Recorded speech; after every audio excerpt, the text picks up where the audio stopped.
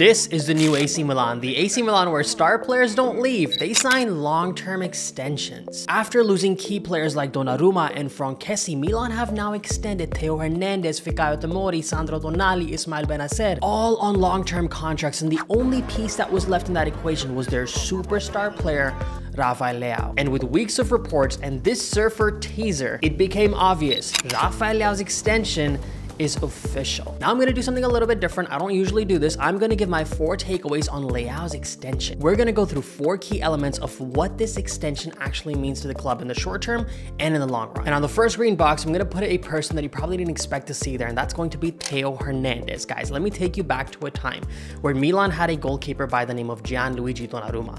Donnarumma's contractual sagas every couple years used to be a big issue. There were even instances of people throwing money at Donnarumma. A lot of teams wanted it because he was a goalkeeper of a generation. Every couple years there used to be contractual sagas with this guy. It almost became expected that any player that's going to become a star or even remotely famous at Milan is probably going to want to leave the club because of the direction that he was going in. Eventually we know what happened with that. Donnarumma left Milan for money for PSG, and then it became the saga of Çalhanoğlu's contract extension. And right after that it was a turn of Franchesi. So year after year Milan had these important players that they were hoping to sign to an extension but weren't able to. The first player that actually looked at Milan's dynamic, looked at the project that was on hand, trusted Maldini, and decided to actually sign an extension was Teo Hernandez. Teo signed an extension until 2026. He didn't even really get that much of a pay raise, but he made the commitment to the club. That commitment of Teo, followed up by Milan winning the Serie A title, I think that snowballed the players into believing that there was something happening here. And after his extension, every star player at Milan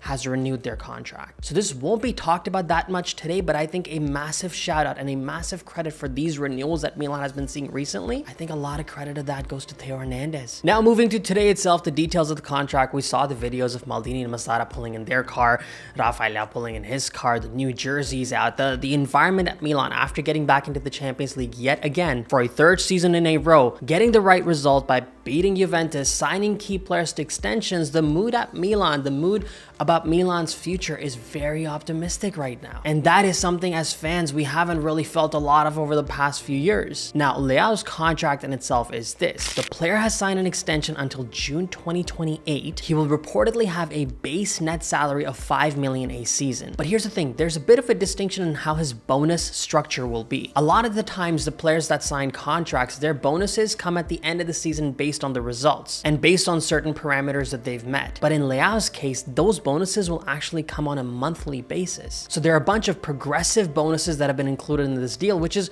probably a good thing at the end of the day. I'm not sure if a lot of teams do this, but a lot of teams should be doing this because it requires consistency from your players.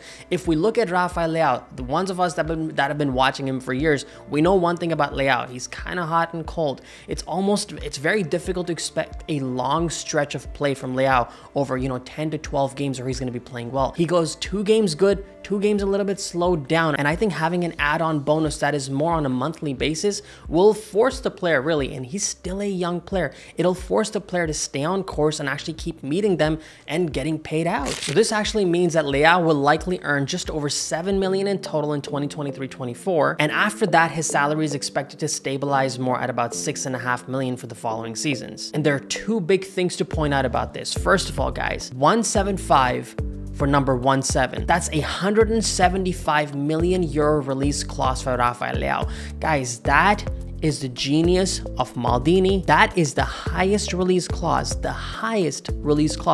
a Serie A team has put on a star player. So for everybody who had a lot to say about Milan's management, about Donnarumma, about Çalhanoğlu, about Kessi's departure, the important players are still here. All the key players are still here. The foundation and the backline of Milan is still here. In my opinion, personally, I don't really miss any of these 3 players. I think it's good riddance on all 3 of them for different reasons. Donnarumma because he was controversial, Çalhanoğlu because he was selfish, Kessi because he had pretty much checked out and won a title with us. All those players to me didn't need contract extensions for their own ridiculous reasons. So the players that should have been here are here. Which brings me to the next takeaway from Leao's extension, and that is a massive compliment to Maldini and Masara. For these guys to have taken over the club, in 2018, 2019, somewhere around there, and this this extension and this backline that this management has created, just look at this, guys. This is our core. Now, you could question Calabria and Kalulu's presence there. You could say maybe Malik Chow should be there, but I'm going after players that have played here for multiple seasons and have been tied down to long-term contracts. We look at all the way from our backline. Mike Maignan is now reportedly the next player that the management is going to go after. The next player that Milan wants to sign to a longer-term contract, probably add another couple years to him, just like Rafael Leão. But look at this team. You got Teo Hernandez on the left flank, Fikayo Tomori in the middle of the park. You have Pierre Kalulu, who signed to a long-term contract. Davide Calabria, the captain of this team, to a 2025 contract, which I'm actually kind of okay with because we need a little bit more from Davide Calabria. But you look at our midfield. You got Sandro Tonali till 2026. Ismail Benacer just signed to a long-term contract after being recruited multiple times. The former Arsenal player has been recruited multiple times by Liverpool. He's still here. He signed a long-term contract in January. And the final piece to this puzzle was Rafael Leao's extension, who's now signed till 2028, the longest contract that Milan has on its books right now. And this is a key element to Maldini and Masara's genius. Now they have put their superstar with the longest contract till 2028. That creates a benchmark, guys, for everybody else to say, hey, our superstar is here for another 5 years. So why should we be leaving? And that is an important metric to have there. They can build their entire team, their entire project, their entire future around the fact that Rafael Leão, the superstar, is going to be here till 2028. So you guys don't need to worry about the future of this club. If he leaves, we get 175 million in the process. That's a lot of money to invest back into the Mercato anyways. And the final takeaway from today's renewal is this: we can't stop now. Now is the time for Milan to keep going. As I've said in a lot of replies to a lot of comments from the previous videos, this arguably might be the most crucial, most important Mercato in Milan's recent past. Mostly because we've now made the Champions League. You have a bunch of star players on contract extensions, and this is Redbird's first full summer Mercato. And it is imperative that after they got lucky in making the Champions League next season, they take advantage of those funds, invest them properly. Everybody will be under the microscope this time around. Redbird, Maldini and Masara, after some pretty shaky moves from the last couple Mercatos, and the coach Stefano Pioli. It is important. If you look at our attack right now, you can see three silhouettes.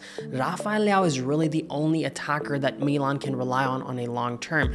Olivier Giroud has been pretty amazing, but he's not a player you can plan for the future, and Leão cannot carry our attack by himself. So it is important that these three figures are filled in. We need a central attacking midfielder of quality.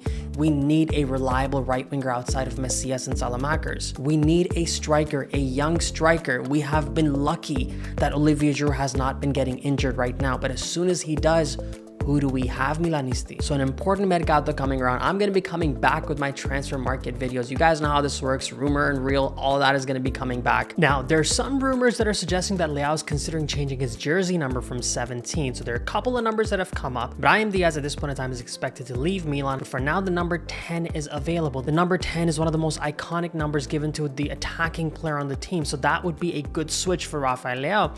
But the number that I feel like he should actually be wearing, going from 17, it should be the number 7. The number 7 is given to your winger, your attacker, your superstar player. Previously, Andriy Shevchenko's worn that number. Now, for marketing reasons, seeing the direction that Milan is going in, they are once again becoming a global team. They have a superstar on the squad, and I think for a superstar, they should be probably wearing the number 10 or 7. Now, you guys let me know in the comment section if you guys agree with that. Do you think he should continue to hold on to number 17 and not try to jinx it?